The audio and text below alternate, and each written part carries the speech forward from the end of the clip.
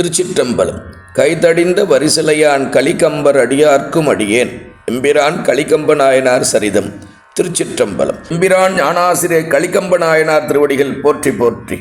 குலம் வணிகர் குலம், நாடு நடுநாடு, அவதாரம் செய்த ஊர் பெண்ணாகடம், வழிபாடு அடியார் வழிபாடு.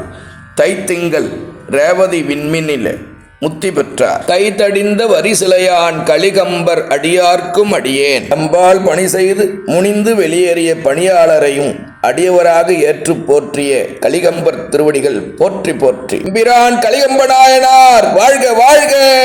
அன்பர்களே, 25/1/26 ஞாயிற்றுக்கிழமை நடைபெற்ற அற்புதமான கலிகம்ப நாயனாருடைய குரு பூசை விழாவை கண்டுகொண்டே இச்சரிதத்தை கேட்கும்படி இறைவன் ஆணையிட்டுள்ளார். திருச்சிற்றம். பெண்ணாகடம் என்பது மிக தொன்மையான சிவ திருப்பதி.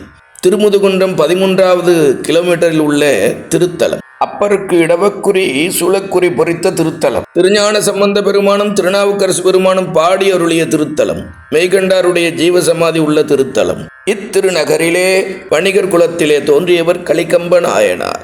இறைவனுடைய திருவடியை மறவாதவர். கோச்செங்கன் சோழ நாயனாரால் கட்டப்பட்ட திரு தூங்கானை மாடம் என்கின்ற அற்புதமான அந்த திருக்கோயிலில் எழுந்தருளியுள்ள சுடற்கொழுந்தீஸ்வருடைய அடியார்கள் மேல் அளவற்ற அன்பும் பக்தியும் கொண்டவர். நாயனார் திருத்தொண்டை தெய்வச் சேக்கிழா பெரிய புராணத்திலே காட்டுவார். ஆன அன்பர்க்கு தாம் என்றும் அரணார் அன்பர்க்கு அமுது செய்ய மென்மை விலங்கு போனகமும் விரும்பு கரிணை தயிர் தீம்பால் தேனி நினிய கனி கட்டி திருந்த அமுது செய்வித்தே ஏனை நிதியம் வேண்டுவன எல்லாம் இன்பமுற அளிப்பார். சிவனடியார்களுக்கு திருத்தொண்டு செய்து வரும் காலத்திலே ஒரு நாள் கலிகம்ப நாயனார் தமது மாளிகையில் அமுது செய்ய வந்த அடியார்களை எல்லாம் வழக்கம் போல அழைத்து திருவடிகளை பூசிக்கலானார். அவரது மனைவியார் கணவனார் அடியவர் பாதத்தை துளக்க நீர் விட்டு கொண்டிருந்தார். இப்படி ஒவ்வொரு அடியவரிடமும் பாத வழிபாடு செய்தார்கள். நாயனாரிடத்திலே முன்பு வேலை செய்த ஏவலாளன் முனிந்து சென்று விட்டு இப்போது அடியவராகி சிவனடியார் கோலத்திலே அன்பருடன் கலந்து திருநீரும் கண்டிகையும் புனைந்து